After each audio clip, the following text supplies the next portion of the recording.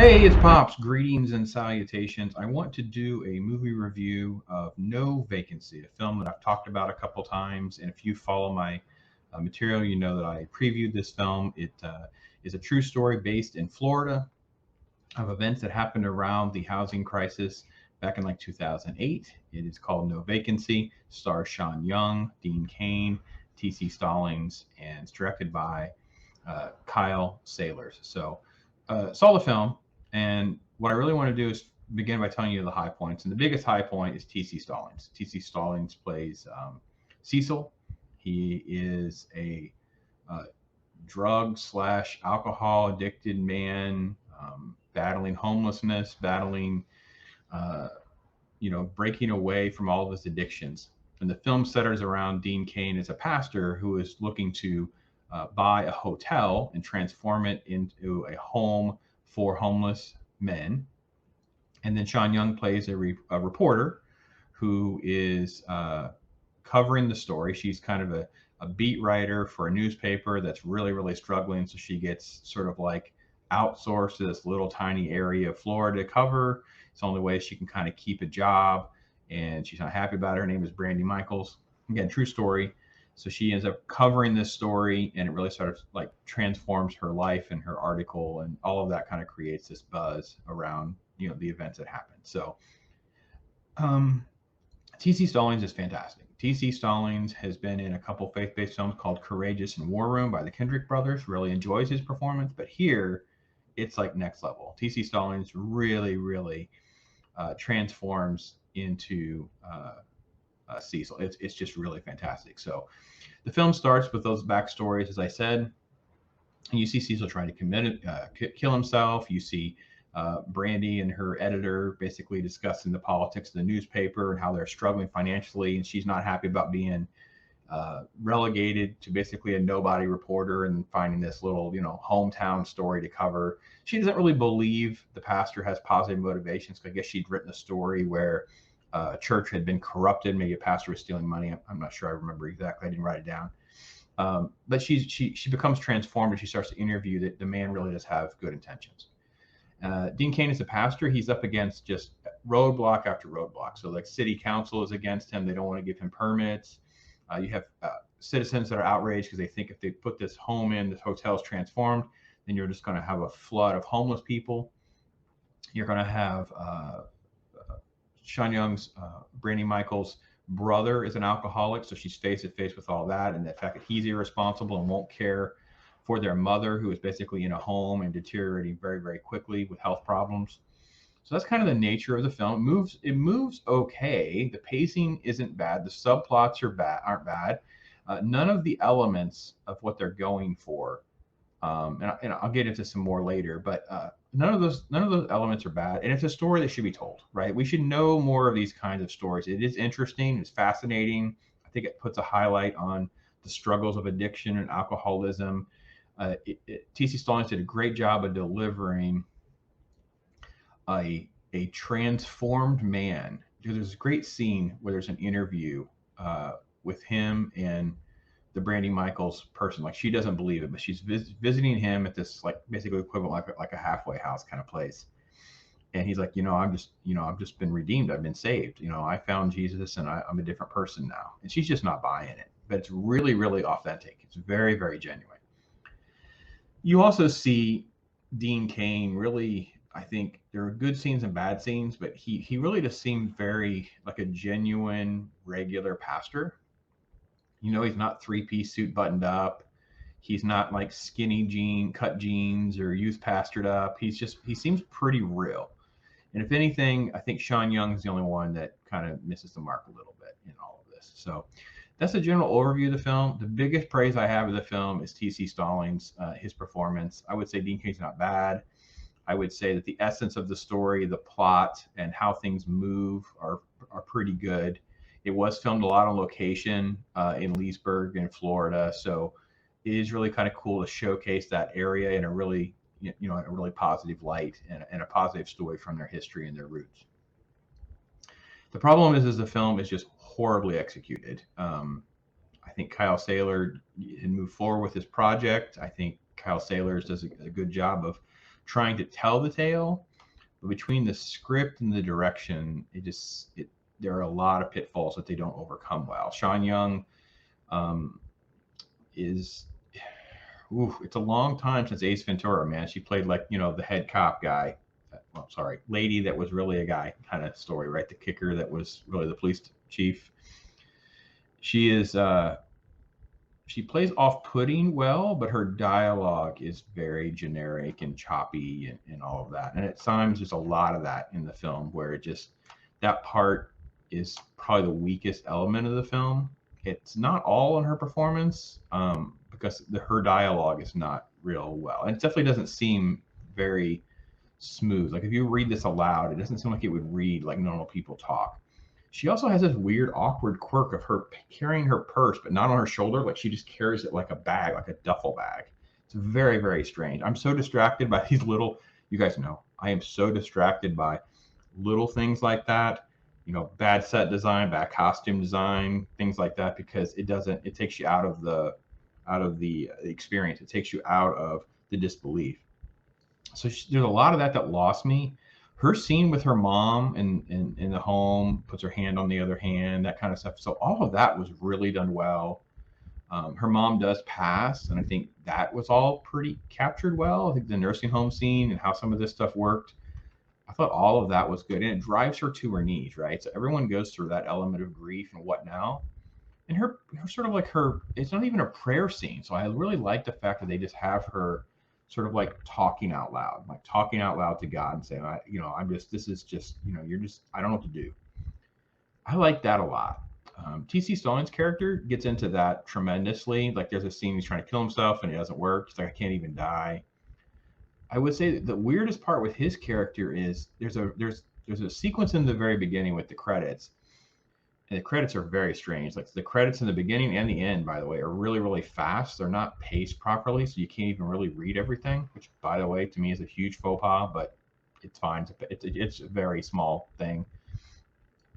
But they cut to this scene where he's met three guys, or he knows three guys at one of the bars or whatever, and they take him out. Basically, they're just going to try to beat him and kill him or something, and they basically go into like the old school Florida racist tropes of, gator chomp and that kind of thing. The problem is, I think that the scene would have worked better if it was in the first part of the film. Like maybe you had people that are faceless, and it would have made more sense that he'd gone through the trauma. Instead, what they did was they didn't tell you any of that happened. Then he starts to go on a fishing trip with the pastor and a couple of his friends, and then he freaks out. So I can't be alone with like other white guys like that. And then there's like this scene we cut to, a diner, and they're talking about it. I think some of the editing choices and direction there could have been done better. It would have made that better. So it's sad because it's not bad. It's just like if you put it in a different order, if you told it a little bit differently, we would have connected to what he's gone through. The pain would have been there. You wouldn't have to discuss it over a meal. You would just know that's what he went through. We saw it. We saw some sort of, traumatic experience, even if it was just through flashbacks and things like that. Maybe that's why he was drinking. Those things would have worked a lot better. And like I said, I think the editing and some of the dialogue doesn't work well. I think the other thing that's interesting is that Randy Michaels finally does release her article, and it's timed perfectly. She's fighting to get it to print because the county commission vote has to happen, and she's trying to rally all the citizens to raise this money because he has to raise this money by a certain date, doesn't have the money, and people just start showing up and donating. So, man, it really does, and it is based on a true story. So it really does start to pull at your heartstrings a little bit about, what can you give and how you can make a difference. And that, so it's a really uplifting film. I think people of faith will enjoy it and look past sort of the technical shortcomings the film has and some of the, subpar elements, because the message is pure, the message is honest. It's a great retelling of a true story in that sense. Like this is something that happened. We can document it and share in that experience and relive it. So with that, I have the trailer pulled up. I wanted to just kind of talk through some of the scenes with you, just so that you'll know a little bit more about what I'm talking about. So let me make sure to turn the sound off. I might turn it back on in a minute. So this is how the trailer starts. This is that scene where this should have been in the early part of the film, maybe. Or it should have been like, I think that it opens with him drunk in the road, I think him flashing back to this could have made some more sense. Basically, they put the bag on his head or whatever, and they're going to basically try to kill him. And then you see him basically staggering out into traffic, and ultimately laying in the road. So that's kind of the nature of how the film begins. And this is Sean Young, famous actress. Man, she's done some great work, by the way. Really think about No Way Out and Blade Runner and stuff like that. She's Dune, yeah, Dune. This is T.C. Stallings. He is really fantastic in this movie. Really, really fantastic in this movie. A very underrated performance. Dean Cain is the pastor, and then this was the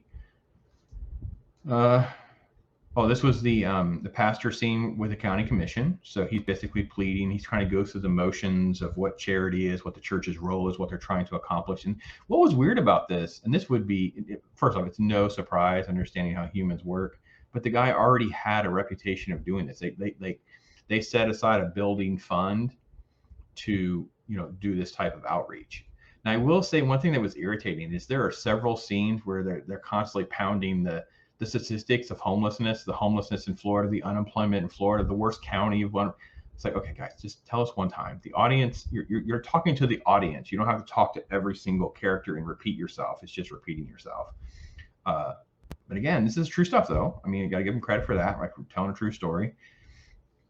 And there's just lots of shots that set up just Cecil's struggles. Like, there really is a faithlessness about. I mean, there's a faithlessness that comes with homelessness, and they really did a good job of trying to bring some of that to light. This is a brother, the alcohol/drug addicted brother. There's some unclear. This is Cecil struggling with his addiction. And this is Sean Young on the phone. I believe she's probably fighting about her mom here or something.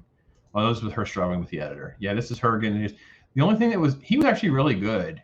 It is weird though that they played the scenes like this. See how his leg is up? There's a lot of scenes where his feet are propped up or his foot's on the desk and things like that. It was just kind of weird. Like, I don't know why that was the choice for how they wanted to play the scene. Yeah, unless that was like something that actually happened. I mean, I'm not sure I know. This is the end of the film where people just start showing up and giving money. And it's really, really done well. So this was a scene that really showcased some of the homelessness going on, where people are basically losing their place, like they're being kicked out of the hotel, being kicked out of their home, those kinds of things. This was the scene where they're going fishing, but he has a panic attack of reliving the horror that he went through, which is back in this like airplane junkyard, which is a kind of cool set, but it was just strange. But yeah, they're basically just attacking him and laughing at his expense and basically going to murder him, but he doesn't die. But he's traumatized and it's awful. And so I have to give him credit. It's like, it's good. Again, this is Cecil's story. It's Cecil's story. I'm glad we told it. This is probably one of the best scenes that Sean has. This is after finding out, her mom passes and they leave with her, and this is sort of like her coming to grips with grief and being overwhelmed with not knowing how to handle things and move forward. So there's always room for hope. Great motto, great messaging. And then, like I said, his performance is fantastic. And this was the great scene with the mom. Really, really done well. These are the high points of the film for sure. This is the interview sequence where he's just talking. Actually, I think it's reversed, by the way. Good job on the trailer, reversing the footage. I appreciate you guys doing that. So, yeah, Cecil's just fantastic. Cecil's really good, and Cecil's the best part of the movie. So it's called No Vacancy. Small, minuscule budget. So I don't expect a whole lot, but I think that, sadly, sometimes true stories and good stories are sabotaged by having poor execution. And I'm trying to be fair, but I'm also not going to, mislead you guys and kind of oversell the film, because it is a faith-based film and I'm a person of faith. But, it's good to see true stories and things like that come to light in today's age, because at least the bubble to get things like this to theaters and getting them made is actually made it more economically plausible. So there's your analysis from me. I hope you, if you check it out and you have different opinions or thoughts, or, hey, you liked it or didn't like it, feel free to let me know in the comments. I appreciate that. I try to respond to all the comments. If there's something out there that you want me to see or ask my opinion on, feel free to hit me up with that. Anyway, thanks again for your time, and I'm Pops.